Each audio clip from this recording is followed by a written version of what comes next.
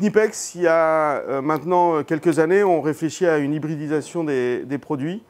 Et sur cette pince-là, on a mutualisé différentes fonctionnalités. Donc on va très rapidement comprendre. Sur la partie base de l'outil, on a un coupe-câble qui va avoir une capacité donc, de 50 mm². On l'a rendu asymétrique pour gagner en fait en force au moment donc, de la coupe du câble. Et on a fait sur la partie haute différentes fonctionnalités. Donc on voit une zone de dénudage qui va de 0,5 jusqu'à 6 carrés.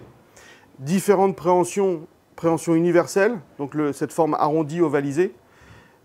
Un strié plat, ce qu'on va retrouver généralement sur les pinces à bec long.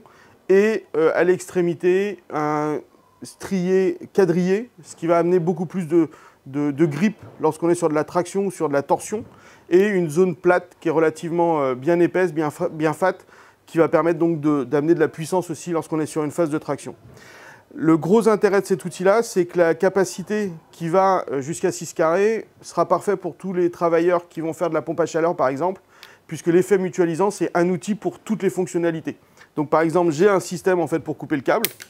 J'ai différents systèmes qui vont me permettre de trouver le 2.5, par exemple. Et la forme circulaire du dénudage va me permettre, sans aucune torsion, de pouvoir faire un dénudage qui sera pour le coup propre, bien linéaire au niveau de la découpe et permettre après un raccordement avec l'embout de câble très facilement.